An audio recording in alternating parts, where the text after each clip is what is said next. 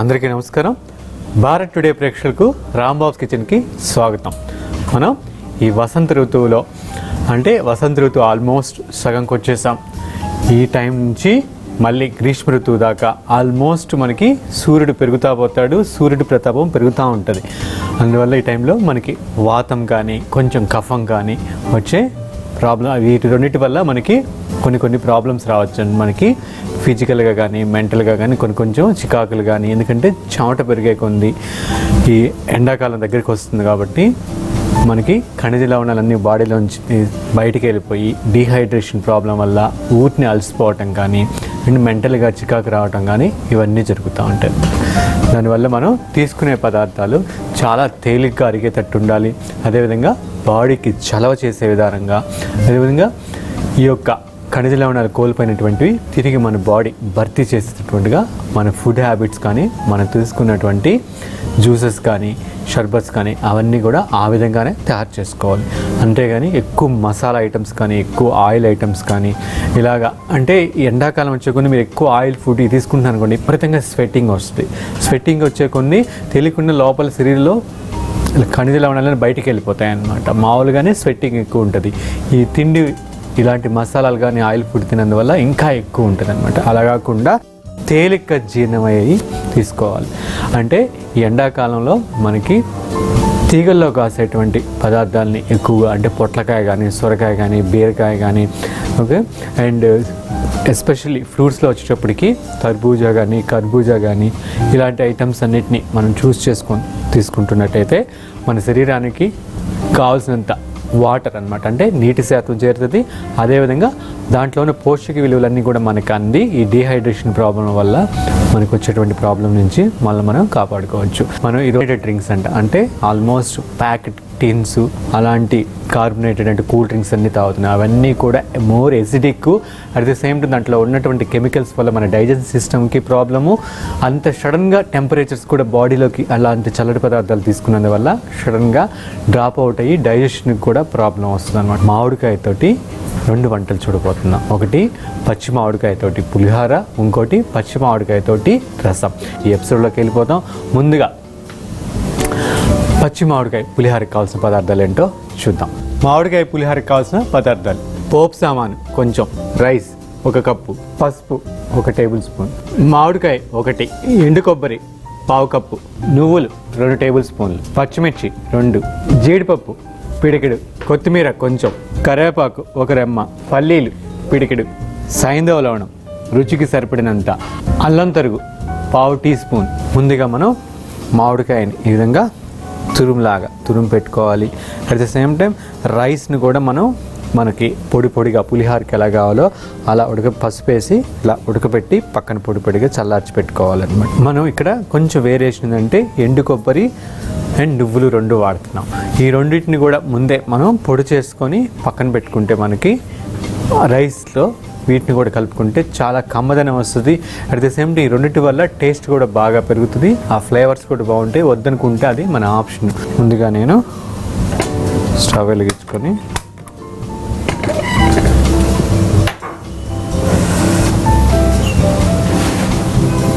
నువ్వుల్ని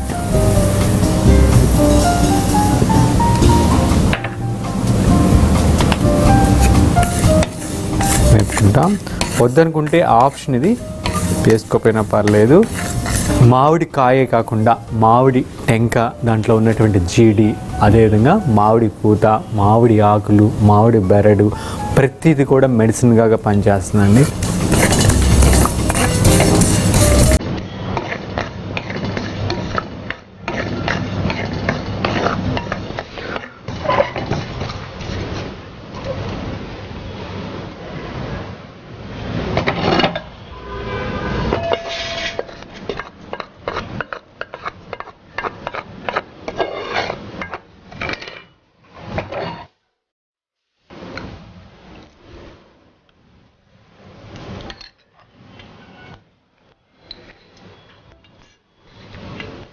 ఆవాలు, gastric trouble ఇలాంటి problems ఉంటే ఆవాలని పోపులో అవాయిడ్ చేసి కొంచెం కాంటే వామ్ వాడుకోవచ్చు.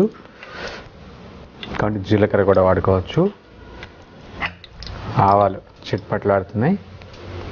ఇప్పుడు కొంచెం పచ్చెనపప్పు కూడా వేసాం, కొంచెం మినపప్పు కూడా వేసాం, కొంచెం మెంతులు కూడా కొంచెం ఒక చిటికెడు వేసాం.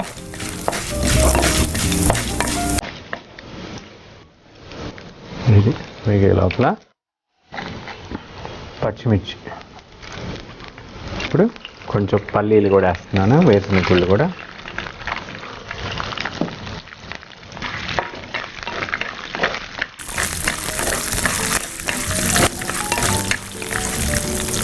వేగే లోపల మనం ఈ ఎండు కొబ్బరి,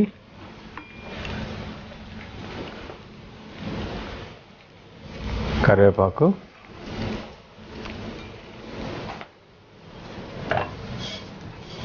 ఈ నువ్వులు,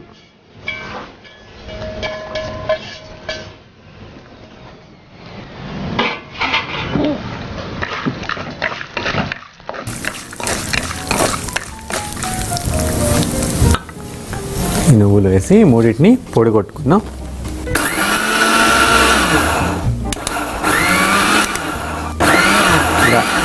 అలా చేస్తేనే అది పొడి పొడిగా చేస్తుంది, లేకపోతే నువ్వుల్లోంచి నూనెకి ఎక్కేసి ముద్దలాగా అయిపోతుంది.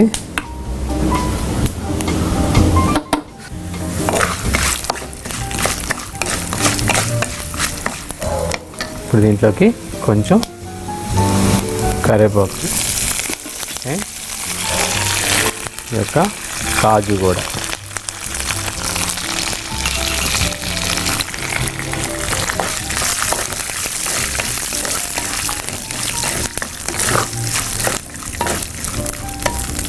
ఆన్ చేసి దీంట్లోకి కొంచెం ఇంగువ. పులిహోర అంటేనే మనకు పోపే ప్రధానం, అంటే ఇంగువ ఇస్తేనే ఆ పులిహోర టేస్ట్ చాలా బాగుంటుంది. నెక్స్ట్ ఎండుమిర్చి, కొంచెం కొత్తిమీర, కొంచెం అల్లం కూడా ఇప్పుడు వేసేద్దాం. అల్లం తురుము కూడా,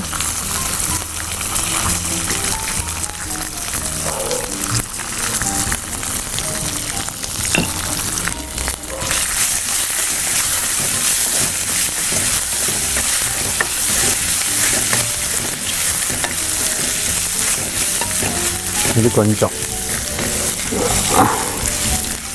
వేగుతున్నప్పుడు పసుపు కూడా యాడ్ చేద్దాం.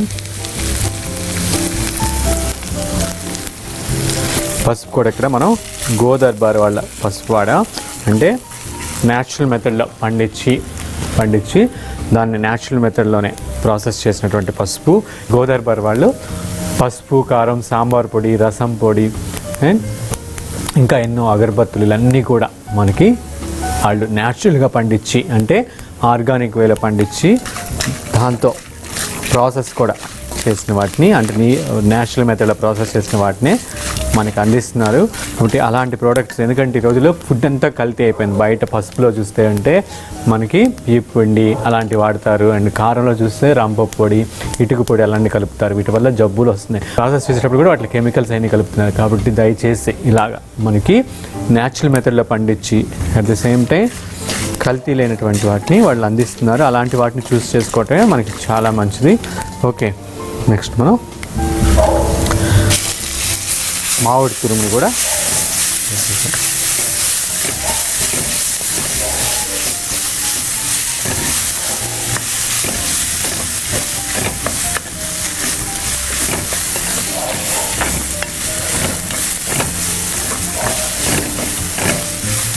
ఓకే అండి. ఇది బాగా కొంచెంసేపు లైట్గా మగ్గితే చాలా ఎక్కువ మగ్గక్కర్లేదు. దీని తర్వాత దీన్ని స్టవ్ ఆపేసి కొంచెంసేపు చల్లారిన తర్వాత ఈ రైస్ ఆ పొడి కలుపుకొని పులిహోర చేసుకుని కూడా రెడీ అయిపోయింది. అండ్ మనకి రైస్ కూడా రెడీగా ఉంది. దీంట్లోకి ఈ పొడి తయారు చేసి పెట్టుకున్నటువంటి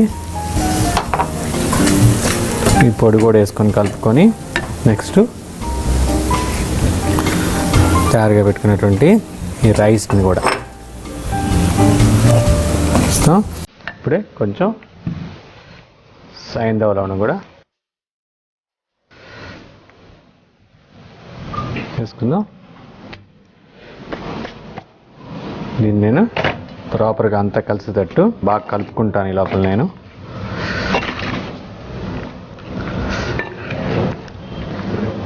ఓకే అండి, మామిడికాయ కమ్మని చాలా కలుపుతుంటేనే మనకి చాలా కమ్మని స్మెల్ కానీ ఆ పులుపు ఒక ఫ్లేవర్ అన్నీ బయటకు వస్తున్నాయి. ఎస్పెషల్లీ మనం ఎండు కొబ్బరి ఇవన్నీ వేసాం కదా, చాలా బాగుంటుంది ఇది. దీన్ని సర్వింగ్ ప్లేట్లో తీసుకొని సర్వ్ చేసుకుందాం.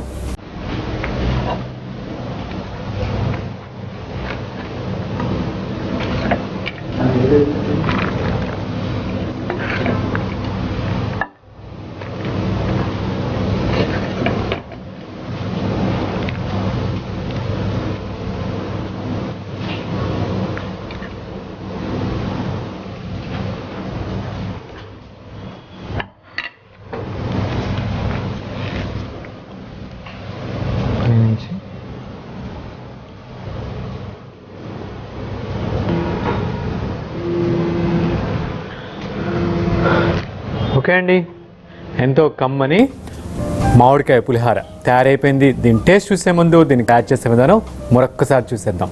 మామిడికాయ పులిహార తయారు చేసే విధానం: ముందుగా అన్నాన్ని పసుపు వేసి ఉడికించి పక్కన పెట్టుకోవాలి. తర్వాత మామిడి తురుము కూడా తురుము పక్కన పెట్టుకోవాలి. తర్వాత నువ్వుల్ని కొంచెం వేపి దానికి కొంచెం కరివేపాకు, ఎండు కొబ్బరి కూడా యాడ్ చేసి పొడి చేసి పక్కన పెట్టుకోవాలి. ఒక మూకుడు పెట్టుకొని పోపు పెట్టుకొని ఆ పోపు కొంచెం మగ్గేటప్పుడే దాంట్లో పల్లీలు కూడా యాడ్ చేసి మామిడి తురుము కూడా దానికి వేసి అది కూడా బాగా ఒక 4-5 నిమిషాలు మగ్గిన తర్వాత స్టవ్ ఆపేసి నువ్వులు కొబ్బరి పొడిని వేసి తర్వాత వండి పెట్టుకున్న రైస్ని కూడా యాడ్ చేసి తగినంత సైంధలను కలుపుకొని కొత్తిమీర కూడా చల్లుకుంటే ఎంతో కమ్మని మామిడికాయ పులిహార తయారవుతుంది. తయారు చేసే విధానం చూస్తాం కదండి. ఇప్పుడు టేస్ట్ చూసి ఎలా ఉందో చెప్తాను.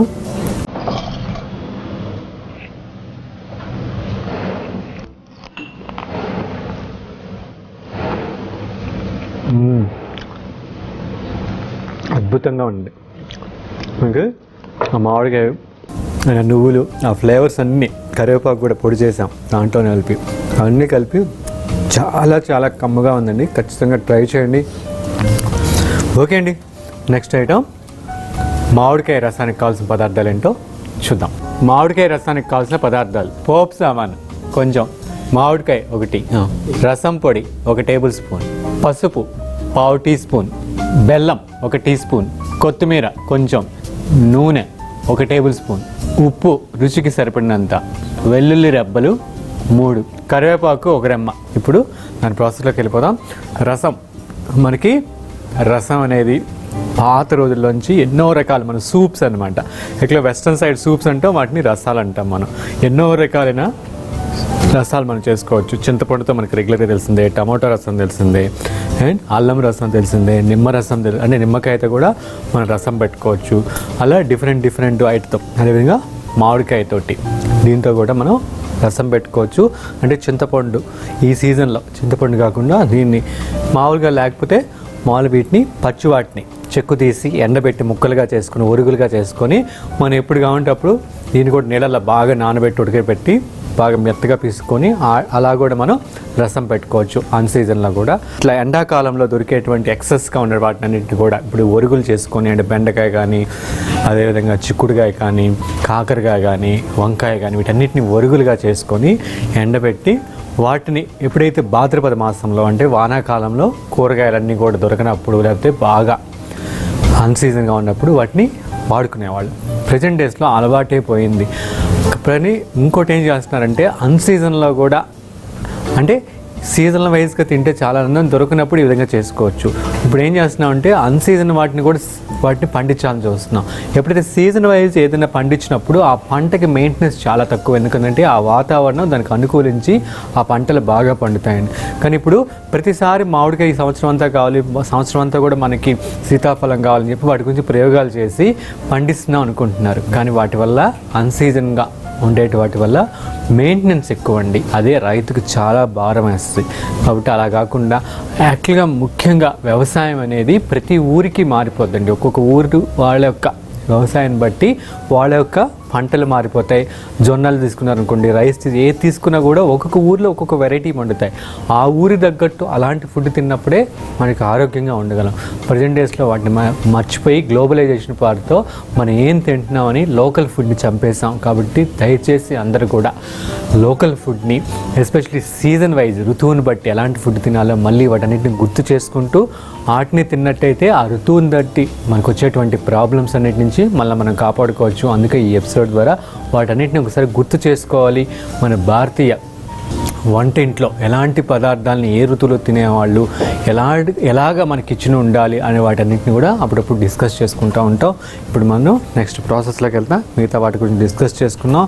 ఈ పచ్చి మామిడికాయని ఈ విధంగా మనం స్టీమ్ చేసి పెట్టుకున్నామంటే ఇట్లా ఉడకబెట్టుకోవచ్చు. ఇడ్లీ పాత్రలో పెట్టి స్టీమ్ చేసుకోవచ్చు, లేకపోతే నీళ్ళల్లో వేసైనా ఇట్లా మెత్తగా స్టీమ్ చేసి పెట్టుకోవచ్చు. ఇప్పుడు దీని పల్పుని తీసి పెట్టేసుకుందాం.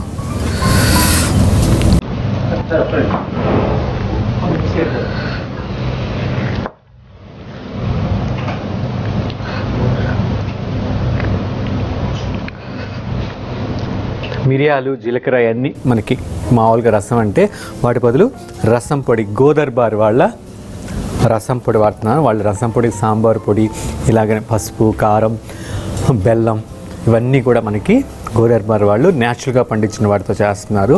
వాటిని ఆ పొడిని ఇప్పుడు మనం రసం పొడి వాడుతున్నాం. రసం పొడిలో మనం ఏమేమి వేస్తాం మనకు తెలిసిందే. జీలకర్ర, ధనియాలు, ఆవాలు, కొంచెం ఇది కూడా వేసుకోవచ్చు, కందిపప్పు వేసుకోవచ్చు, ఎండుమిర్చి వేసుకోవచ్చు, మిరియాలు వేసుకోవచ్చు, కరివేపాకు వేసుకోవచ్చు, ఇంగువ వేసుకోవచ్చు. అంటే ఇంగువ, కరివేపాకు, జీలకర్ర, ధనియాలు, మిరియాలు, కొంచెం కందిపప్పు ఇవన్నిటిని లైట్గా రోస్ట్ చేసి పొడి చేసుకుంటే మనకి రసం పొడి తయారవుతుంది. ఇప్పుడు నెక్స్ట్ ప్రాసెస్లోకి వెళ్తా మిగతా వాటిని డిస్కస్ చేసుకుందాం. స్టవ్ వెలిగించుకొని మనకి క్యాస్ట్ ఐరన్ కానీ ఇట్లా మట్టి కానీ స్టీల్ కానీ వాటిని వాడాలి. దయచేసి అల్యూమినియం వాటిని మనం వాడకపోవటం మంచిది. ఇది పులుపు కాబట్టి నేను మట్టి పాత్ర పెట్టాను. మట్టి ఇది. ఇప్పుడు దీంట్లో ఆయిల్ వేసుకొని కొంచెం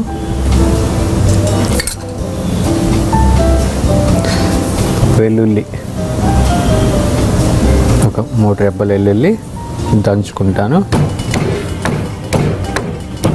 ఊరిని అలా చితక్ కొట్టుకుంటే సరిపోతుంది. ఆయిల్ వేడైపోయింది. దీనికి ఆవాలు, కొంచెం జీలకర్ర వేసాను. ఇది కొంచెం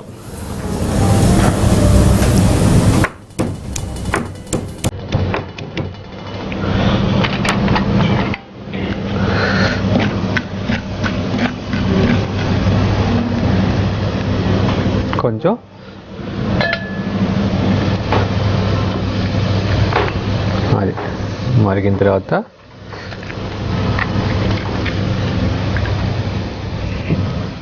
వెల్లుల్లి కూడా వేసాను. తర్వాత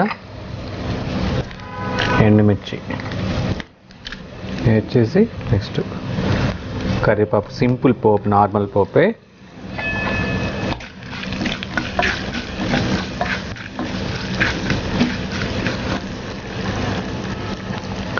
రేపు కొంచెం మగ్గిన తర్వాత ఈ పల్పుని, ఈ మామిడికాయ పల్పుని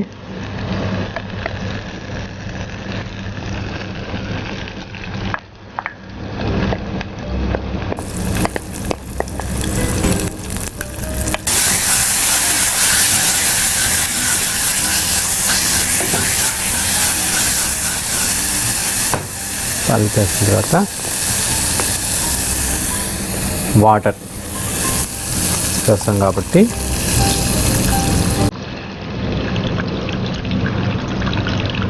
ఇటు సూప్లా కూడా తాగొచ్చు, రైస్లో వేసుకోవచ్చు.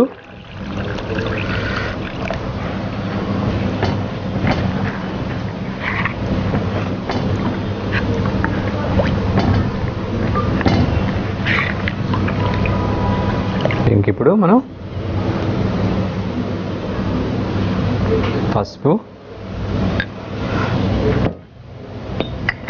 కొంచెం ఇంగువ, నెక్స్ట్ రసం పొడి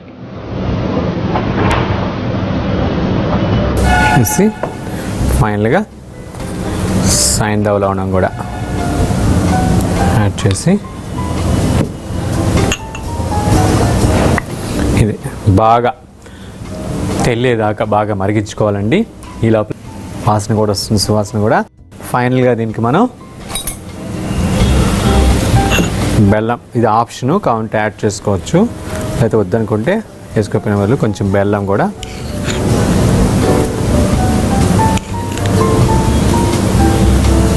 యాడ్ చేశాను. అండ్ కొంచెం కొత్తిమీర, కొంచెం కరివేపాకు కూడా వేసి స్టవ్ ఆపేసుకున్నా. ఇప్పుడు నేను దీన్ని ఒక సర్వింగ్ బౌల్ది సర్వ్ చేసుకుంటాను.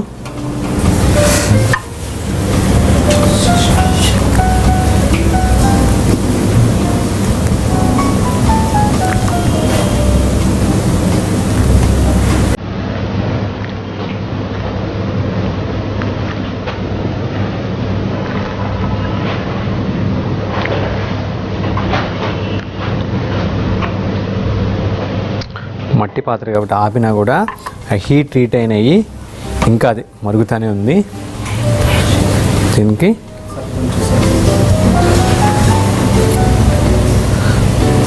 పైనుంచి నేను కొంచెం కొత్తిమీర తోటి తర్వాత ఒకసారి మళ్ళీ గార్నిష్ చేసుకొని టేస్ట్ చూద్దాం. టేస్ట్ చూసే ముందు తయారు చేసే విధానం మరొక్కసారి చూద్దాం. మామిడికాయ చారు తయారు చేసే విధానం: ముందుగా మామిడికాయను శుభ్రంగా కడిగి ఉడకపెట్టి దాని పలుపు తీసి పక్కన పెట్టుకోవాలి. తర్వాత ఒక మూకుడు పెట్టి ఆ మూకుడులో పోపు పెట్టుకొని పోపు మగ్గిన తర్వాత దానికి ఆల్రెడీ తయారుగా పెట్టుకున్నటువంటి మామిడి పలుపుని కూడా వేసుకొని అది కొంచెం మగ్గిన తర్వాత దానికి తగినంత నీళ్లు చేర్చి పసుపు, రసం పొడి, సైంధవ లవణం కూడా వేసి బాగా మరిగిన తర్వాత దించిపోయే ముందు కొత్తిమీర, కరివేపాకు చల్లుకొని సర్వ్ చేసుకుంటే ఎంతో కమ్మని మామిడికాయ చారు తయారవుతుంది. తయారు చేసే విధానం చూసాం కదండి. ఇప్పుడు టేస్ట్ చూసి ఎలా ఉందో చెప్తాను.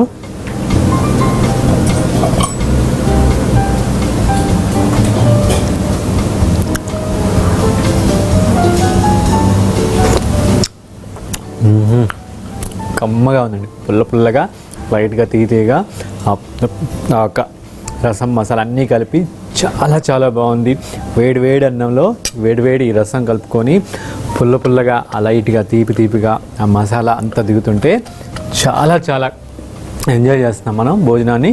కంపల్సరీగా ఈ సీజన్లో మామిడికాయతోటి ఈ యొక్క రసాన్ని పెట్టుకొని మళ్ళీ మీరందరూ కూడా అంటే ఆ మామిడిని ఆస్వాదిస్తారు, ఆ టేస్ట్ని కోరుకుంటూ ఇంతటితోటి ఈ ఎపిసోడ్కి సెలవు తీసుకుందాం. చూసాం కదా, ఈ ఎపిసోడ్లో 2 వంటలు, ఒకటి మామిడికాయ పులిహోర, ఇంకోటి మామిడికాయ రసం. ఓకే అండి, నెక్స్ట్ ఎపిసోడ్లో మరొక 2 వంటలతోటి మీ ముందు ఉంటాను. అంతవరకు సెలవు, నమస్కారం. చూస్తూనే ఉండండి భారత్ టుడే, దేశం కోసం, ధర్మం కోసం.